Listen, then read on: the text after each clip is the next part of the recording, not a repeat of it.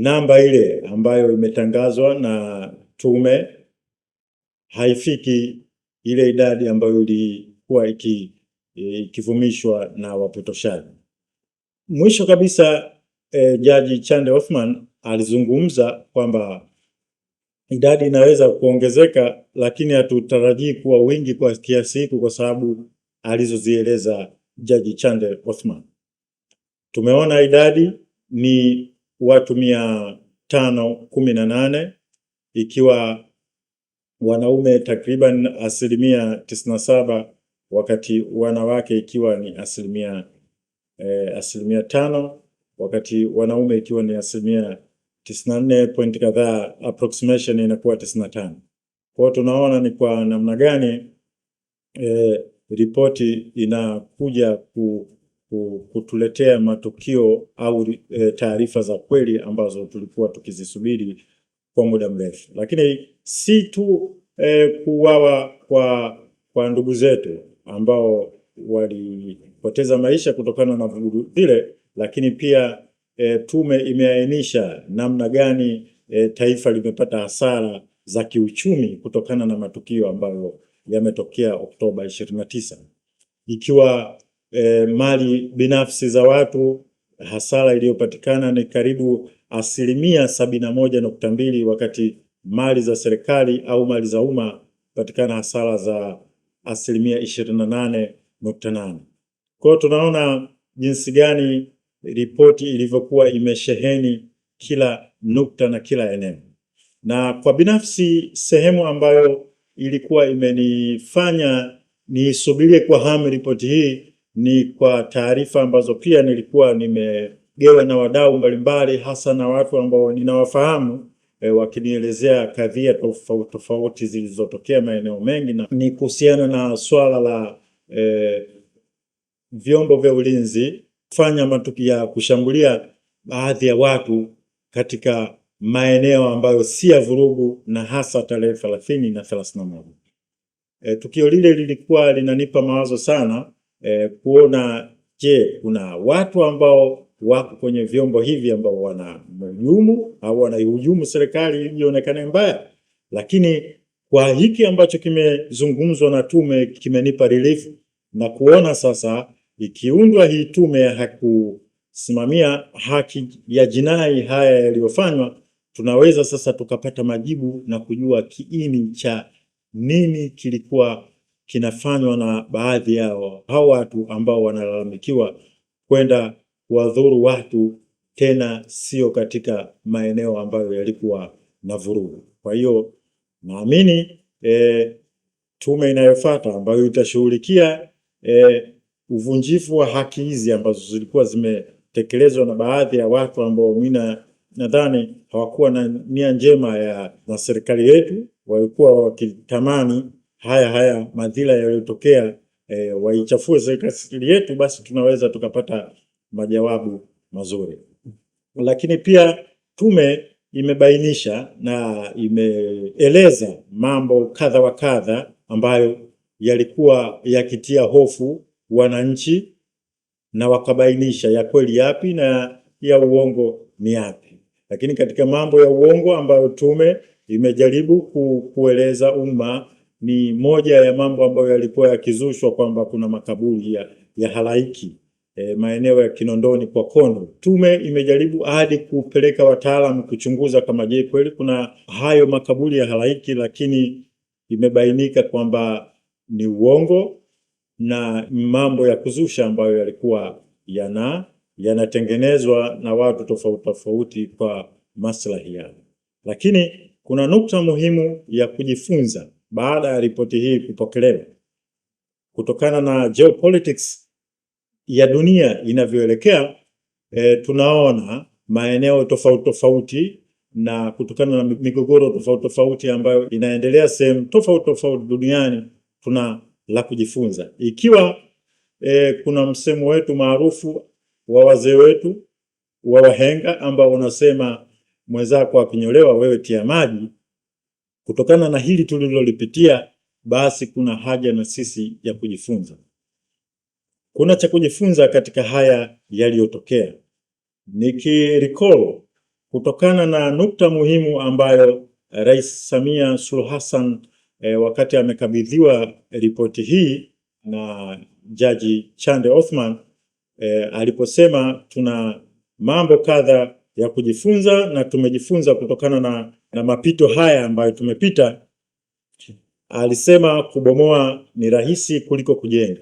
Watu wanaweza wakawadhamini na kuwafadhili katika kubomoa nchi yenu, lakini mkitaka muijenge sasa watawapa masharti magumu na hata kuwakopesha kwa riba kubwa, ili tu ule msemo wa kubomoa ni rahisi na kujenga ni kugumu muweze kuuona kwa macho yenu.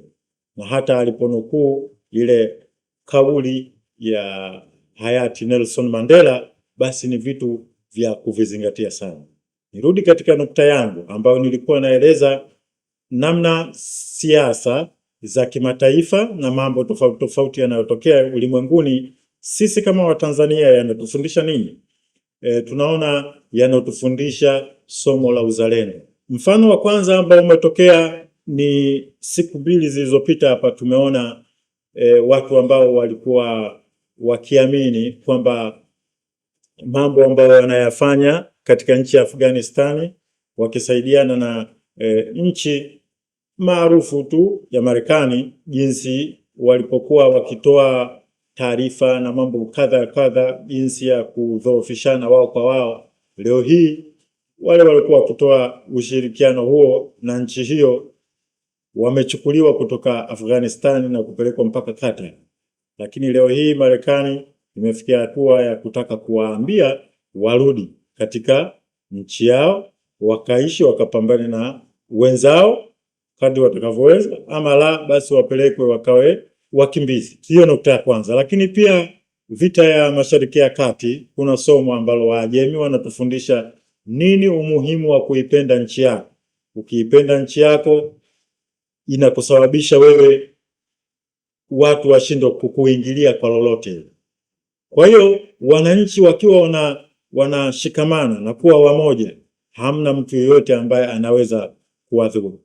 Ni somo kubwa na nukta muhimu sana ambayo Watanzania tunatakiwa tujifunze, na bado naendelea kusisitiza na kuinukuu tena kauli ya baba wa taifa wakati anatuaga, akisema kwamba anatuachia nchi nzuri ya Tanzania ambayo tunatakiwa tuipende kama tunavyowapenda mama zetu na baba zetu, kwamba hatuna nchi nyingine ambayo tunayo zaidi ya hii.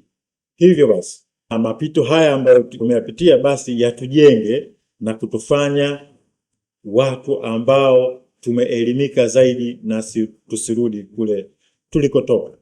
Lakini la mwisho kabisa ambalo ningependa na mimi kutoa maoni yangu lifanywe kazi, tumeona kwa namna gani ambavyo mambo mengi yameripotiwa na tume na mapendekezo ambayo yametolewa, lakini kuna kipengele pia ambacho kinazungumzia katika uwajibikaji wa utawala wa sheria kuhusiana na maafisa wa serikali, lakini pia na wale watu ambao wamechochea, wamepanga na kuratibu vurugu.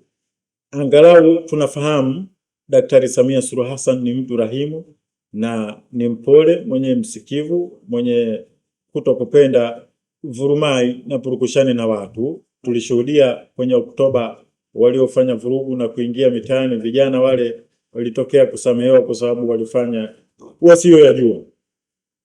Katika hili ambalo tume imependekeza, rai yangu ili funzo lipatikane na watu wasirudie tena michezo kama hii, ile dhana ya mama kuleta huruma kwa watu wa namna hii ambao walitaka kuligharimu taifa, kwa sasa kidogo ingewekwa pembeni, ili watu hawa washughulikiwe, iwe funzo kwa wengine. Watu walioratibu, waliopanga, waliofanya hii program waweze kushughulikiwa ipasavyo. Hawa watu wa kizazi hiki na kizazi kijacho wajifunze kwamba uhaini ni kitu kibaya na hakifai na malipo yake ni machungu. Kuhusu Chadema kutokukubaliana na ripoti na tume yenyewe ya Jaji Chande, inawezekana pia wanajua nini ambacho wao wamekifanya. Kwa hiyo inawezekana wakawa na hofu kwamba hii ripoti tukisupport pengine sisi pia ni wahanga. Kwa hiyo ili kujidefend lazima tutumie trick hizi. Kwa hiyo inawezekana hiyo ni mbinu ya wao na watu wote wapiga kelele ambao wanaizungumzia vibaya ripoti hiyo au tume hiyo. Basi mimi nafikiri kuna kitu ambacho kiko nyuma yao. Hii tume ambayo itaundwa kwa ajili ya kupekua na kufanya uchunguzi wa watu wote wanaoratibu na kufanya vurugu hizi, basi inaweza ikatuletea jawabu la kwa nini wao wanaipinga hiyo tume. Wao na watu wengine wengi ambao wana hofu na hiyo ripoti na tume, nafikiri lazima wawe na mtanziko huo. Kubwa tusubirie kamati ya tume ya pili, nafikiri itakuja na mambo mengi ambayo tusiyojua. Funzo ambalo tumepitia kutokana na kauli na maneno na misemo ya vyama vya siasa tofauti tofauti ni kwamba kwa sasa tusidharau maneno tukasema haya ni ya kisiasa, tunachukuliwa kwa uzito, kwa sababu tumeona no reform no election imekuja imeakisi kweli yale ambayo yamesema, lakini kuna maneno ambayo pengine yalisemwa na Chama cha Mapinduzi kwamba Oktoba tunatiki na hamna wa kuzuia, lakini wao pengine walisema wakati ambao wanajua kwamba sisi uchaguzi upo. Lakini kuna wengine ambao walikuwa wanataka kuhakikisha uchaguzi usiwepo, wakaandaa vitu vyao na mipango yao. Sasa kutokana na hili na kwa sababu kuna muendelezo wa chaguzi zijazo na mambo mengi yanayokuja mbele, ili kukaa na tahadhari ya hivyo, hata kwenye ripoti ya Jaji Chande Othman niliona kwamba hata TCRA ilijaribu kupeleka ripoti zake kwenye mamlaka za vyombo vya dola kuhusiana na matukio na uratibu wa makelele kama haya mengi ambayo hayakuchukuliwa kwa uzito na yakachukuliwa kama kawaida, hatimaye yakaja kuleta mlipuko huu ambao ilibidi sasa vyombo vya dola vitumie nguvu ambayo tunaita proportional force kulingana na ukubwa wa nguvu wanayokuja nayo wahalifu. Ndio nguvu ambao walikuwa vyombo vya dola inahitajika itumie ili kuwazuia, ambapo kama ingekuwa imezuiwa mapema tusingefikia huko.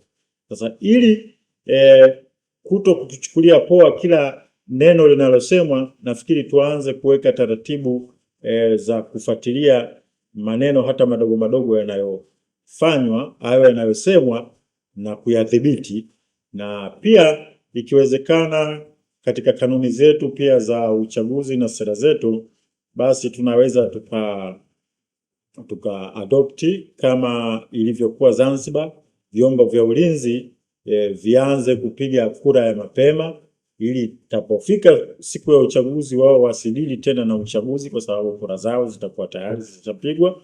Wao wanadili kuhakikisha kulinda usalama wa raia na kuhakikisha uchaguzi unaenda huru na haki kila maeneo.